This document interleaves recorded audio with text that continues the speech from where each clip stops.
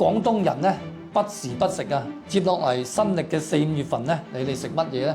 食啱時令先為之滋味啊！首先係3月黃魚啊，4月蝦係講農曆嘅嚇，因為咧3月份咧雨水多啊，所以佢充斥好多微生物喺條河度。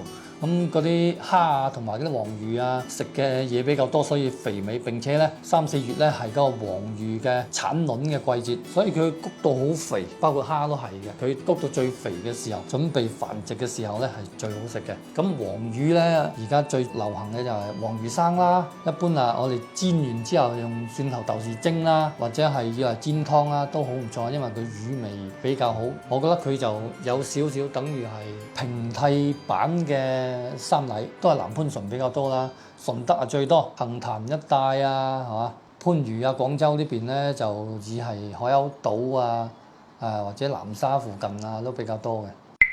4月份嘅河蝦已經係爆晒籽嘅好多啦，佢夠晒肥嗰陣時咧食嘅河蝦係肉比較爽同埋肥美。咁除咗河蝦之外，仲有一種蝦咧叫做曹蝦嗱。咁試過朋友知啊，曹蝦佢嗰種脆甜嘅口感咧係令到你好有記憶點嘅。產得最多就係珠江口啦，曹蝦呢個特點咧鹹淡水交界。呢排嘅瀨尿蝦特別啲黑殼仔真係又肥又多肉。跟住仲有咩咧？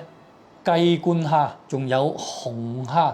嗱，呢種紅蝦就係等於係中國嘅甜蝦，時節比較短嘅就係嗰1個月內，可能10日20日有嘅啫。咁啊，而且係可遇不可求。仲有係琵琶蝦，呢排都多㗎琵琶蝦，整刺身啲肉又滑又甜啊嘛。如果你哋去到廣東嘅沿海地區玩咧，你問下當地啲海鮮檔啊，或者係嗰啲漁民啊，嗰啲海鮮市場有冇呢啲咁嘅蝦，就啱晒㗎啦。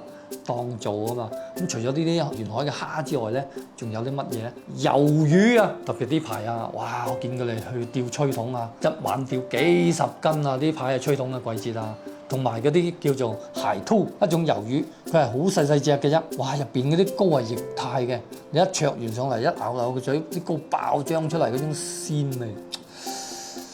好有記憶點，呢隻真係好好食呢隻。如果你有機會買到嗰啲好細隻嘅，佢係圓揼揼、肥肥地嘅嗰種魷魚仔，叫蟹兔，一定要試。火箭魷咧就再遲啲添，應該要4月底開始比較多啲，呢個季節性比較明顯啲。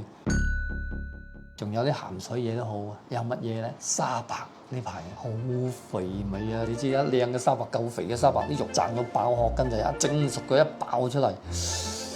滲少胡椒粉啊，少少薄鹽，一啜嗰啖味，哇！又爽又鮮又嫩。咁除咗沙白咧，仲有呢排嘅青口啊、海虹都好肥啊。呢排咧嗰啲花甲都幾肥美啊。呢邊嘅比較好食嘅花甲咧，一個係台山，一個咧就係汕頭南澳嗰邊。我食過呢兩樣嘢，花甲真係。跟住咧就到湛江嗰邊都唔錯。咁曹蝦咧，珠海同南沙比較多嘅，喺台山嗰邊都有，中山嗰度都有，一般都係南沙為主嚇。火箭魷咧，佢一般係沿海地區有，包括湛江啊、台山啊、珠海、福建、潮汕一帶都有，沿海都有嘅。呢個季節性比較明顯啲。清明前後咧雨水充足啊嘛，咁呢個月份仲有咩好嘢咧？貝殼類有咩咧？清明螺。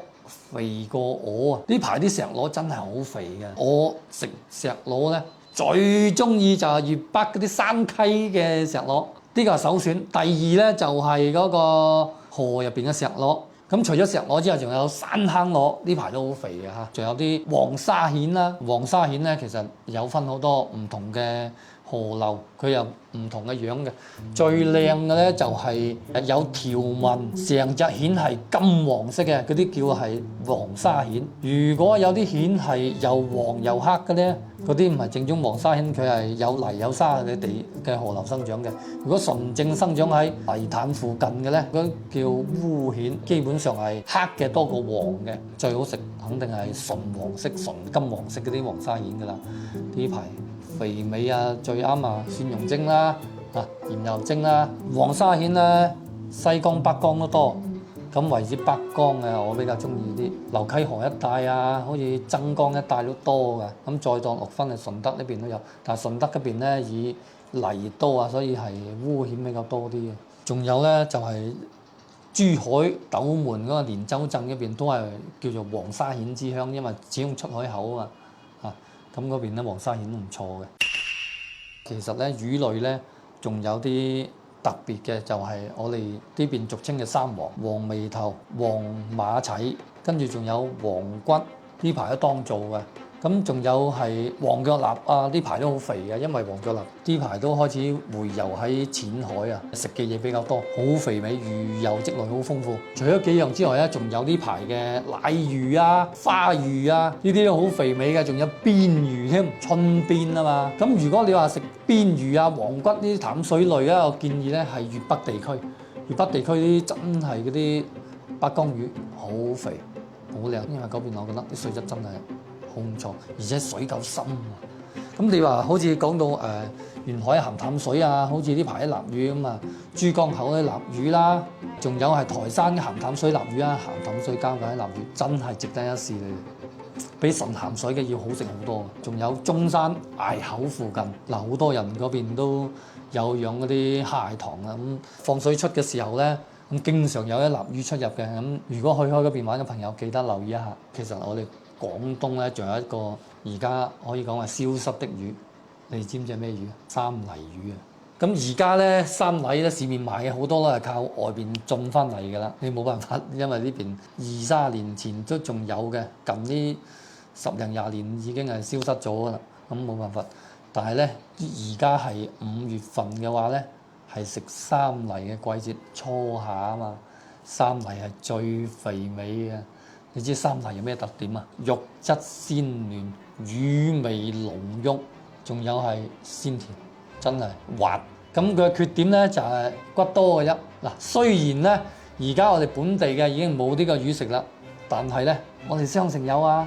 咁有興趣嘅朋友咧留意下，我哋而家安排一啲盡分喺當地咧現湯，跟住咧處理好速凍真空翻嚟呢邊嘅。唔好以為啊，我哋啲三泥好嘢嚟嘅，你唔好以為喺外邊進翻嚟又唔靚。其實我哋呢啲係喺當地生猛嘅時候湯，所以佢唔會黑肚嘅，唔會霉嘅肚，冇浸過嘢嘅。咁我哋就真空速凍翻嚟，順德嗰啲老細都讚不絕口，佢話我哋啲三泥靚啊，肥美啊。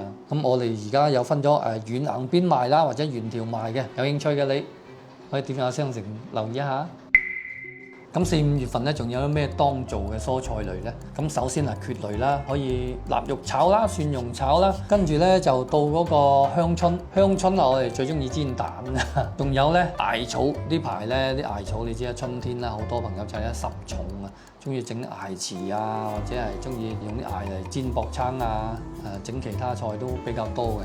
百花菜啊、莧菜啊，呢排都係當造嘅，特別係百花菜，我最中意嗰種甘甘涼涼嘅感覺，飲完仲想飲嘅湯。仲有啲木棉花類啊，一般我哋係中意煲湯啊、煲水多嘅。咁喺番枝花啊，好多人中意搣咗啲花粉，用花心搣咗個蕊，炒臘肉都幾爽下嘅。不過咧，木棉花嘅花心喺廣東咧就比較少人食嘅，因為老一輩咧佢就覺得唔食得嘅。驚過敏啊，或者驚有啲體質敏感嘅朋友啊，因為佢嗰個花心係比較寒啲嘅。咁講完啲野菜類咧，又講下瓜類啦。春夏交界，好多人都食瓜類嘅。最早嘅咧就青瓜，呢排啲青瓜真係靚。我哋最中意啊炒青瓜、炒豬肉，或者拍青瓜，又脆又嫩又甜。跟住咧除咗青瓜，就水瓜、絲瓜，再遲啲咧就到冬瓜出㗎啦嚇。咁呢幾樣瓜咧都係主要佔據春天同埋夏天嘅菜式為主嘅。如果係中意夏天消暑嘅咧，加埋我頭先嘅冬瓜、薏米、蓮蓬、木棉花、煲老鴨呢個湯咧，好適合夏天消暑又好飲啊！咁除咗呢之外咧，好多朋友仔喺呢度容易上火啊、喉嚨痛啲朋友咧，阿婆嗰代教落嘅就係水瓜。攞嗰啲老嘅水瓜殼煲冰糖，好靈強㗎！呢度啊，容易上火喉嚨痛嘅朋友啊，飲2-3次仲好過你去篤針啊！呢個季節竹筍咧都好靚嘅，德慶嗰邊嘅高粱富筍，嗱呢隻筍咧肉厚脆甜冇渣嚇，喺當地咧好中意炒豬肉啊、炒臘肉啊，或者炒肚友啊，幾出名嘅。廣寧啲竹筍咧都好出名，佢被譽為竹筍之鄉嘅稱譽嘅。早出就係苦筍啦，跟住到文筍啦、偽肉筍類啦。我覺得呢個苦筍係比涼瓜、比苦瓜仲要苦嘅，因為苦到一般人頂唔住嚇。咁文筍佢又好筍味，輕微嘅苦，但苦得嚟唔澀。